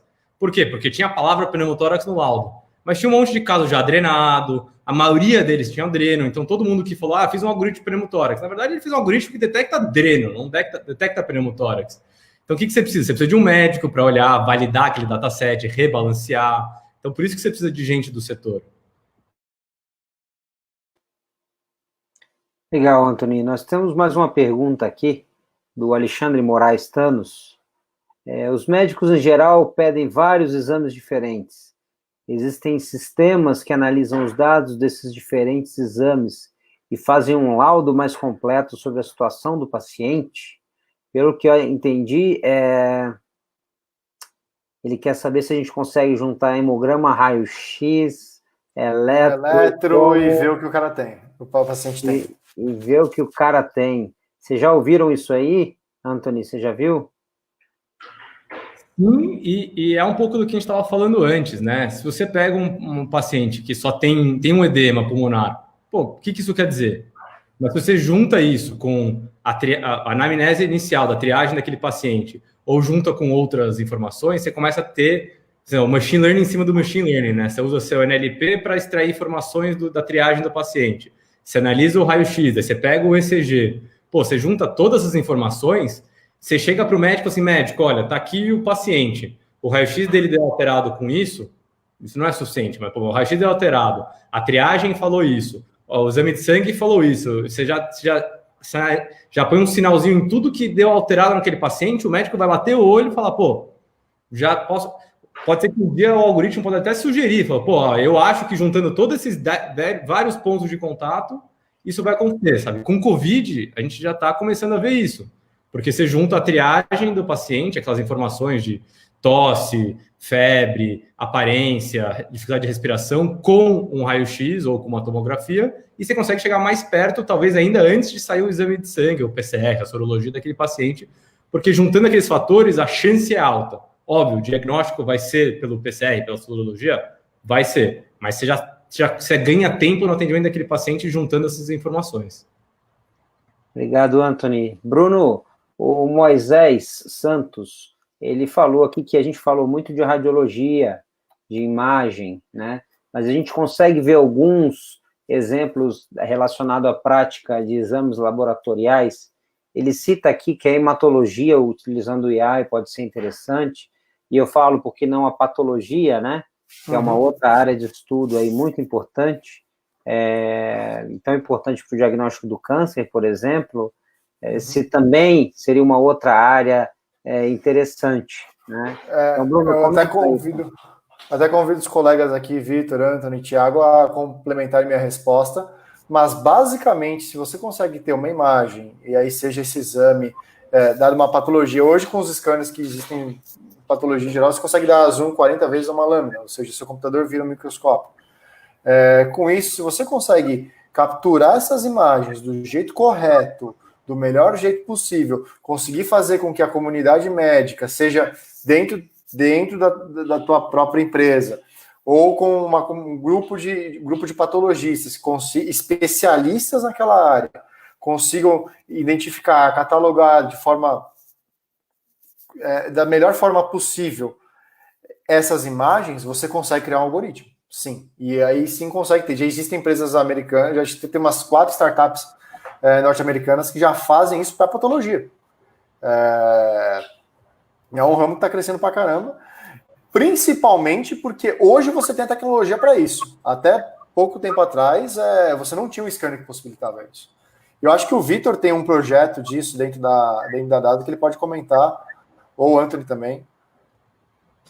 Eu posso comentar assim, eu acho que a patologia está sofrendo a digitalização um pouco depois, né? Quando eu entrei na DAS, eu conheci o Vitor Kraus, que é médico e assim, brilhante, tem uma cabeça muito para frente, e ele já, quando entrou, pelo que eu entendi, ele já quis, cara, vamos digitalizar a patologia. Quando você vai para o microscópio, existem várias zooms ali, né? Existe 40 vezes, 300 e até 1000. Em 1000 ele não consegue digitalizar, então tem doenças que a gente faz diagnóstico com 1000, né? Então essas daí a gente não tem como digitalizar a lâmina. Mas qualquer coisa de 300 para baixo, basta a gente pegar essa imagem e aí vem essas aquisitores de imagem, né? Tem o da Philips, que tem um certo tipo de imagem que é Symbix, alguma coisa nesse sentido, mas está todo mundo agora trabalhando para botar tudo provavelmente em HL7, em DICOM, né? Para que a gente tenha essa escalabilidade dos algoritmos.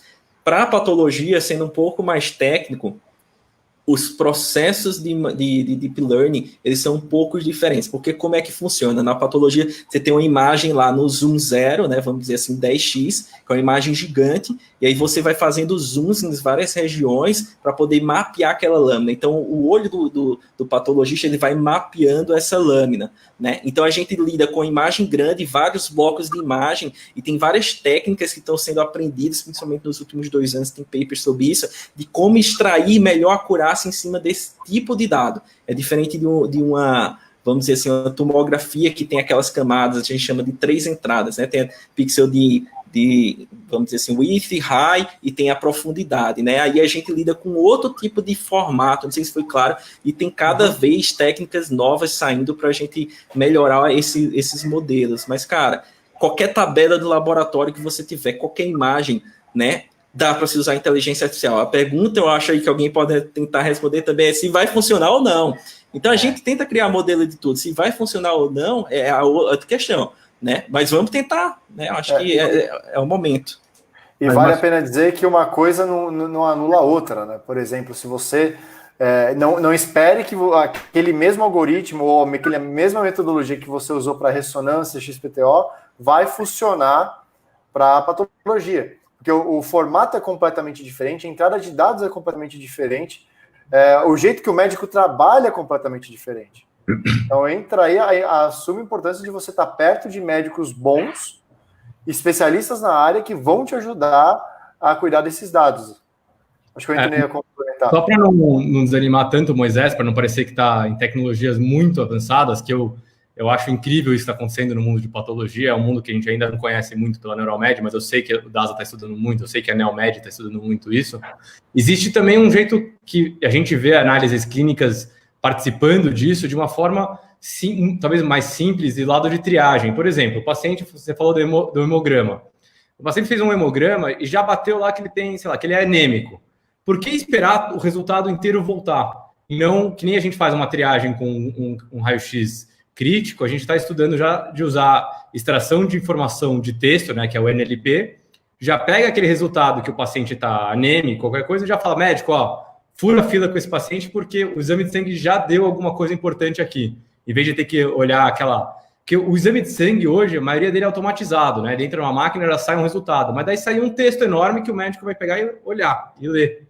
E se a gente já não extrai aquela informação, esse médico, olha, o que deu alterado foi aqui, esse aqui está com chance de ser anêmico. Já olha aqui, já vamos tratar ele assim. Isso sim é um jeito que eu vejo esse ano que vem, a inteligência artificial já fazendo diferença em análises clínicas e influenciando o fluxo de um sistema.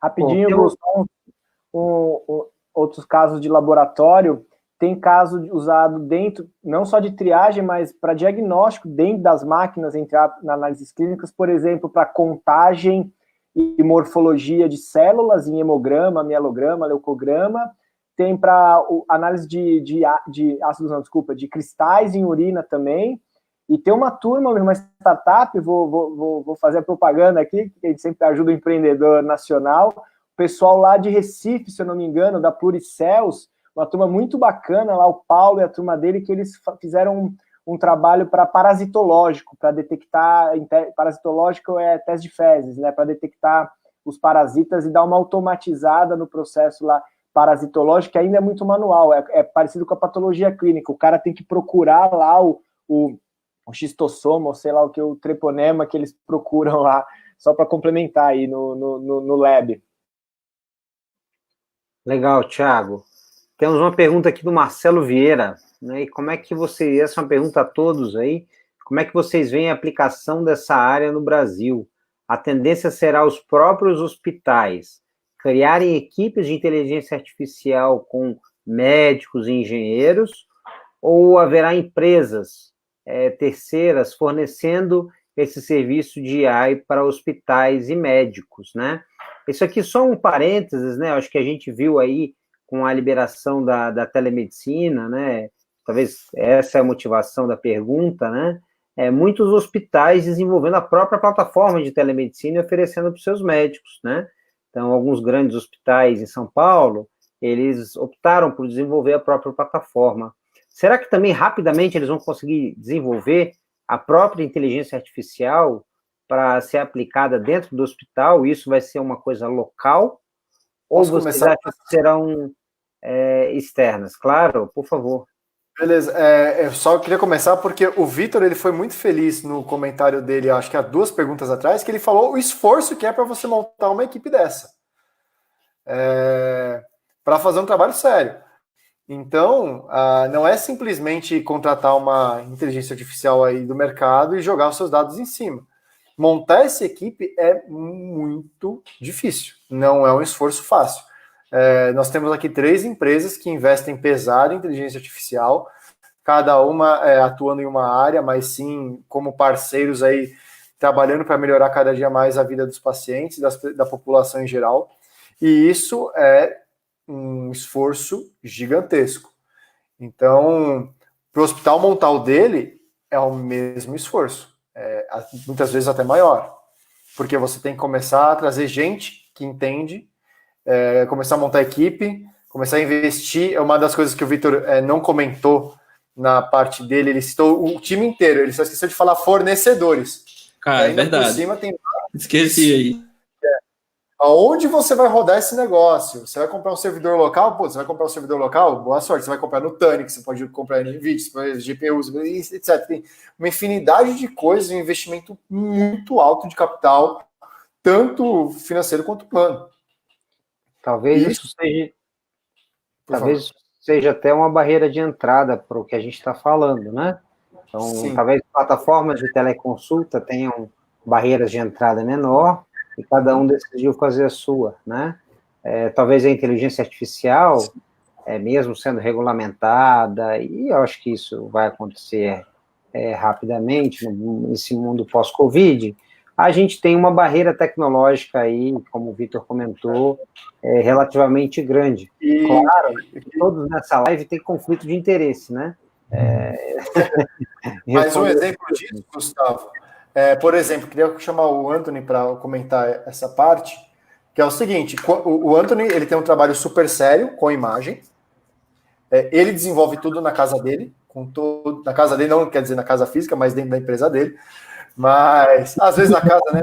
Hoje com o home office, hoje todo mundo em casa, mas quantas vezes você já ouviu alguém, quando vai ouvir o teu pitch da tua empresa, que é super sério, que a gente confia no trabalho, que a gente sabe da seriedade e do investimento que você tem de dataset, quando o cara vira simplesmente para você e fala, mas eu peguei os meus dados, eu joguei aqui numa nuvem e está saindo alguma coisa. Parece que é super simples, mas quando você começa a descer, eu acho que todo mundo falou aqui isso, é muito complexo. Acho que isso vem muito do que o Vitor levantou, que os algoritmos hoje estão muito todos em ambientes controlados. Olha que você põe isso em ambiente real, você vê a dificuldade de que é ter um algoritmo que se sustenta. Para responder um pouquinho a pergunta do Marcelo, eu acho que vai ter um mix de tudo, tá? Você vai ter alguns hospitais que já estão investindo há muitos anos, que vão ter seus algoritmos, e você vai ter muito que você vai ter que parar e pensar assim, vale a pena eu começar agora um processo que vai me demorar alguns anos para chegar num algoritmo que talvez seja próximo do que as empresas têm hoje, e essas empresas não vão parar de evoluir ao longo desse tempo. Então, vai depender muito. Vai ter gente que vai precisar contratar e vai ter gente que vai querer fazer sozinho. E vai ter gente que faz sozinho em uma área e vai contratar em outra. Isso vai ser uma coisa muito viva. Acho que está todo mundo aprendendo ao mesmo tempo, tentando fugir muito do conflito, né, Gustavo? Que eu ia adorar falar, não, as hospitais vão ter que contratar terceiros. Mas a realidade é que vai ter esse mix e vai demorar um pouco para a gente entender onde vai ser isso. A gente acredita muito lá dentro que qualquer pessoa no setor de inteligência artificial que fala que sabe o caminho, que tem a resposta, fique com medo, porque ninguém sabe exatamente aonde é o caminho ideal. Então vai ser um tempo de colaboração, de ajudar. Então a gente acredita assim, nosso algoritmo, quando a gente vai trabalhar com o hospital, a gente precisa ajustar isso para eles. De repente a gente hoje tria muito pneumotórax, porque é um exame crítico. Aí você chega num lugar que é totalmente cardíaco. De repente tem que triar os cardiomegalias, que para eles é muito mais importante. Então vai ter um papel dos prestadores de serviço de entender as dores que cada hospital tem e saber se eles conseguem se adaptar. Porque se eles não adaptam a dor específica que o DASA tem, o que o Fleury tem, ou que o hospital X ou Y tem, qualquer lugar que seja, vai forçar os players a tentarem desenvolver sozinho, porque eles querem resolver a dor deles. E a dor de cada um é um pouco diferente. Então, você vai ver isso com esse meio do caminho. E só para acabar o que ele perguntou de como a gente vê isso implantando no Brasil, nesse lado o Covid ajudou muito, porque a tese de que eu resolvo sozinho, eu não preciso de inteligência artificial, minha equipe toca, mudou muito quando a gente viu o sistema de saúde tomar esse baque que foi a ida em massa de pessoas doentes às unidades de saúde. E de repente falou, opa, peraí, existe algo que pode me ajudar nesse fluxo? E a inteligência artificial apareceu como essa solução. E daí vai ter de tudo. O cara tentando ajudar a criar sozinho, contratar, o mix, começar sozinho, contratar, trocar. Acho que aí vai ter essa evolução que é um pouco da maturação do mercado. Muito bem, pessoal. Dado o adiantado da hora, Thiago, eu vou para a nossa última pergunta. Oi? Tá bom, não, eu ia fazer um comentário, mas pode seguir. Por favor, horário, então. por favor. Eu ia só fazer um advocate aqui, eu não discordo de vocês, eu concordo, mas sendo um cara que já trabalhou do lado do IT do hospital, e também porque lá no AI Lab da DAS, eu ajudei a construir lá muito pensando na estratégia, no portfólio, eu contribuo bastante com isso, não ponho mais a mão na graxa lá com a galera, de fato, tá fazendo algoritmo, integrando e validando, uma pena, porque eu adorava, mas até para envelopar um pouco do que já foi dito. Eu acho que talvez vai ter hospital que tem vocação e vai querer fazer modelo, mas não é uma necessidade. Agora, o hospital, e aí vale para qualquer empresa de saúde, tem que ganhar uma competência de saber trabalhar com AI. Assim como a gente falou para o radiologista. Eu ouso a dizer que o CIO de quase todas as instituições de saúde que eu conheço, claro, tirando as exceções das grandes empresas, não estão preparados para, mesmo que seja terceirizar AI. Porque também a gente sabe que vocês também, startups, e aí grandes empresas também, não é um produto de prateleira ainda e talvez nunca vai ser, por essa complexidade que a gente falou de integração, de validação, meu ponto é, para ser curto, o hospital e qualquer empresa aí tem que ganhar uma competência organizacional que tem a ver com time de TI, de infraestrutura, de segurança, jurídico, negócio, mesmo que seja para trabalhar com terceiro. Porque, como vocês falaram, né, hoje, sem demérito nenhum para a galera que desenvolve modelo, e eu que sou um fã de ficção científica, jamais imaginarei que eu ia ver isso acontecendo na minha vida, quanto mais que eu ia trabalhar com isso, ainda mais sendo médico. Tá? Então é realidade, mas, por incrível que pareça, sem demérito, fazer o modelo, fazer a inteligência artificial virou a parte fácil da coisa. Como vocês já falaram, o Bruno falou no começo, tem aquela dificuldade imensa de você criar o dataset, o Vitor também falou, que é o que eu chamo de o problema do first mile. E depois, quando você tem o modelo pronto, beleza, validado, cross-validado, aí você tem o desafio de tirar ele do in vitro, né, do in-chip, para a vida real. E aí tem desafio de integração, de contrato, de precificação, né? Como é que a gente escala isso? Se eu tiver que rodar AI de um terceiro para os 300 milhões de exame da DASA, para 500, e a gente sabe que os algoritmos são específicos, então a DASA vai ter que ter vários parceiros de AI, a conta vai ficar impagável, é muito complexo.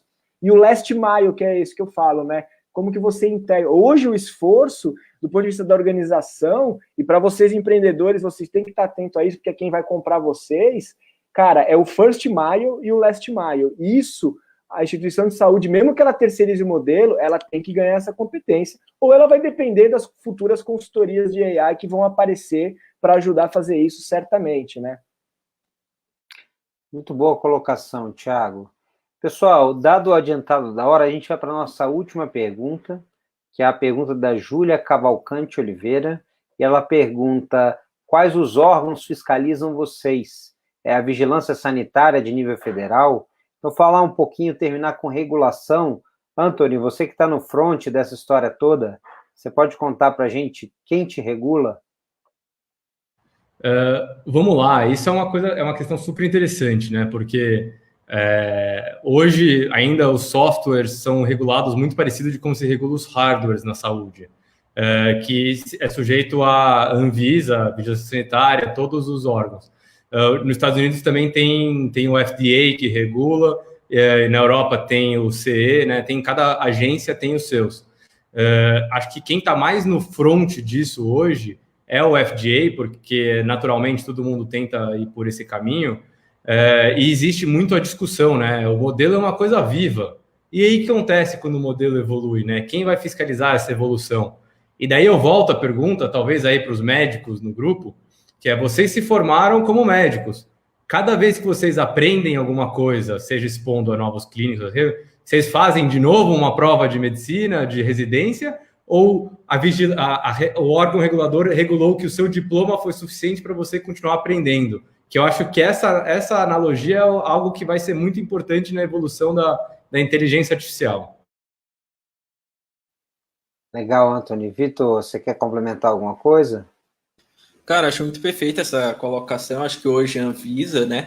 Mas daqui a um tempo, eu acho que vai se expandir, porque assim, o Conselho Federal de Medicina vai querer olhar para isso, né? Principalmente algoritmo de suporte à decisão clínica. Talvez não tenha competência lá regulatória ainda nesse momento, expertise para poder avaliar, né? Talvez essa continuidade, talvez até órgãos de radiologia, em modelos de radiologia, difícil, né? Dizer isso é uma coisa muito imatura. Talvez ali um pouco vai ter a LGPD, que assim existe um aporte de dados que ela vai regulamentar, mas com certeza vão entrar esses players, eles só não têm a capacidade, como eu falei, está todo mundo aprendendo, não exige um cara pronto para trabalhar com isso, talvez hoje até exista, mas assim, as pessoas aprendem no meio do caminho, então esses órgãos que fazem regulação, eles estão aprendendo no meio do caminho, eles precisam se preparar, porque, cara, é invariável, né, que ela vai chegar, né, para auxiliar e para empoderar o médico. Acho que da saúde a gente faz essas colocações, como foi colocado aqui, de se o médico vai substituir, mas, cara, para o médico, para o enfermeiro, esses profissionais têm emprego garantido hoje ainda no Brasil.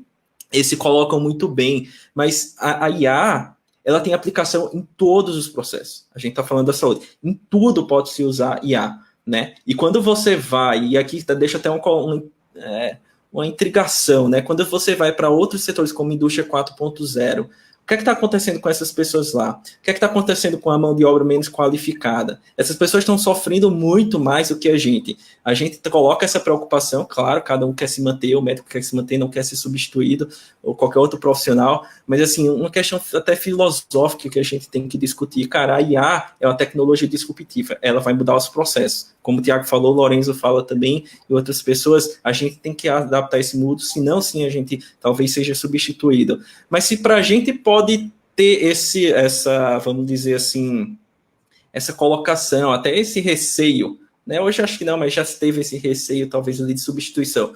Como é que está todas as outras áreas? Como é que está a área fora, né? Tem esses cases aí na Alemanha, de indústria 400, que chegam a ser demitidas 40% das pessoas só por causa dessa transformação tecnológica, mas do ponto de vista disruptivo, usando não só transformação digital, mas inovação, pelo conceito de inovação. Então, assim, são várias questões que devem ser colocadas e eu quero deixar aqui essa minha contribuição, né? Vamos todos aprender juntos, vamos aprender da forma certa, regulamentando da forma correta, para que auxilie todos os players dentro da jornada do médico, da jornada do paciente e na jornada do empreendedor, né? Porque o cara lá que é o VP médico da gente, ele sonha todo dia em ver ser um paciente e ser salvo por causa disso, paciente que infartou, que teve AVC por esse tipo. Então esse é o sonho da gente. Se a gente não tiver esse propósito, a gente vai trilhar pelo caminho errado.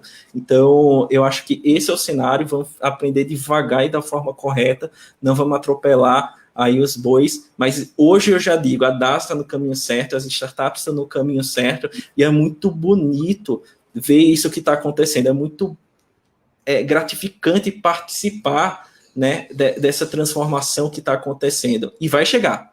Não existe nem mercado, talvez, tão grande para IA. Né? Acho que o Anthony depois pode ter isso é um tópico para ser discutido. Mas a cada dia está crescendo. E vai chegar.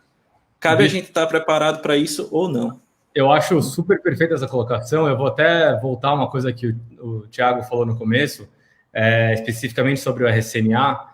O RCNA é a meca, né, da radiologia, então a gente vai todo ano, eu vou há vários anos todo ano, e eu lembro em 2006, 2007, tinham 20 aulas sobre inteligência artificial e era assim, aquela coisa meio assim, pô, o que vai acontecer? É meio, não sei, ninguém entendia muito bem, todo mundo com medo. Ano passado, já tinha um pavilhão inteiro só sobre inteligência artificial e machine learning. E eu arrisco dizer que daqui 5 anos aquele pavilhão não vai existir, porque toda a solução, todo o stand de radiologia vai ter isso, ou não vai caber, ou não vai existir. É que nem assim, é o que você falou, que radiologista sobreviveu hoje ainda analisando o Sempax dentro de um grandes centros, né? Numa região muito periférica, tudo bem, mas o radiologista que deixou de existir é o que se recusa a usar Pax, que quer lá olhar no negatoscópio. E a inteligência artificial, eu acho que vai seguir o mesmo caminho. Ela está fazendo esse boom ainda paralelo, e a hora que todo mundo entender, os órgãos regulatórios, os hospitais, todos os players do mercado, isso vai ser intrínseco, vai ser, assim, ou você tem inteligência artificial dentro da sua operação de ponta a ponta, ou você não existe mais no setor. Muito bem, Anthony, com as colocações finais aí, eu acho que a gente encerra essa live. Eu peço desculpas, a gente não conseguiu responder todas as perguntas, infelizmente. Estamos à disposição para responder offline. Thiago, eu acho que vale aí um agradecimento muito especial ao DASA, ao Cubo, por nos dar esse espaço aqui para falar, para contar um pouquinho do nosso trabalho e como a gente está vendo esse mercado, desmistificar um pouco a inteligência artificial. Eu gostaria que você fizesse as considerações finais, Thiago, por favor. Pô, que honra. E também depois do manifesto aí do Vitor, fiquei até emocionado, foi brilhante. Boa. Eu não preciso mais nem falar nada, foi excelente, gente, o papo, obrigado aí a todos. Falar para o Anthony que, cara, nenhum radiologista se recusou a usar o Pax, falou que não ia. Eu tinha chefe que eu lembro que falava, Thiago, isso é para vocês, eu tô velho, eu vou me aposentar já, faz aí para vocês. Cara, passou 6 meses, botei lá o Pax na frente dele, a mãozinha dele no mouse, e o cara não largou mais. E aí logo depois já estava me pedindo para colocar o visualizador da Icon no iPhone, e é o mesmo cara que já está querendo pedir algoritmo, e nenhum deixou de desistir por causa do Pax. Todos adotaram, todos adoraram, cara. A não ser que já estava precisando de uma desculpa para aposentar. O prazer aí, obrigado a todos, a audiência, né? Tivemos bastante gente aí, tanto no Facebook da DASA, quanto no YouTube do Cubo. Agradecer a moçada aí também dos bastidores, tanto da DASA, do Cubo e da Bowler, nossa agência aí, os Pedros, Vivi, todo mundo. Também agradecer aí, principalmente aos participantes, né, cara, pelo tempo de vocês aí. Foi bem legal esse bate-papo. Tá? Convidar vocês para seguir nossos meetups, tanto o canal do Cubo tem live praticamente todo dia, o canal da DASA também, no Facebook do nosso canal de educação, DASA Educa. A gente volta com um meetup do Cubo Health o mês que vem.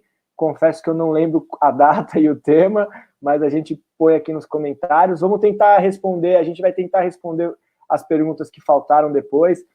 Manda pra gente. No LinkedIn, né? Dá para adicionar lá o pessoal. Eu acho que vou adicionar a gente no LinkedIn. Depois cada um pode deixar o seu LinkedIn aqui nos comentários. As pessoas acessam a gente diretamente aí também. Se você tem uma startup aí, deixa eu fazer meu jabazinho aqui. Se você tem uma startup de saúde, ou que não seja de saúde, mas que acha que quer ter alguma entrada no mercado de saúde, marca um pitch lá com a gente. Toda terça de tarde, nosso time ouve os empreendedores. Você pode marcar lá no cubohealthdasa.youcanbook.me, só marcar lá e acha o melhor horário, a gente vai ouvir o pitch. Não precisa ser necessariamente para vender, para querer entrar no Cubo ou para pedir dinheiro, investimento. Se quiser simplesmente mostrar o que está trabalhando, fazer mentoria, pedir conselho, pitaco, a gente está tentando ajudar aí da melhor forma possível, dentro da nossa tese de inovação aberta, de comunidade aí. A gente quer de verdade melhorar o setor de saúde, a gente quer de verdade ajudar os médicos e, principalmente, melhorar a saúde dos pacientes através do empreendedorismo, através da tecnologia, através da inteligência artificial. Esse é o propósito da DASA, que é muito alinhado com o propósito de quase todas as startups de saúde que eu conheço. Temos duas aqui, e que é alinhado com o propósito do Cubo, né, no final do dia, e que é alinhado também com o meu propósito como médico, do Gustavo, do Vitor, de todos os médicos e profissionais de saúde que estão ouvindo, que é cuidar das pessoas. A gente aprendeu que não é só no contato direto e na assistência, apesar disso ser o mais importante, vai ser sempre o mais importante, mas existem formas adjacentes de ajudar aí no cuidado, que é através de tecnologia, de open innovation, de startup, de empreendedorismo. Eu acho que é isso que todo mundo aqui está alinhado e acredita. Gente, super obrigado, foi excelente. Espero ver vocês pessoalmente em breve aí, tá bom, gente? Grande abraço aí. Obrigado. Um abraço, tchau, pessoal. Muito bom. Obrigado. Valeu.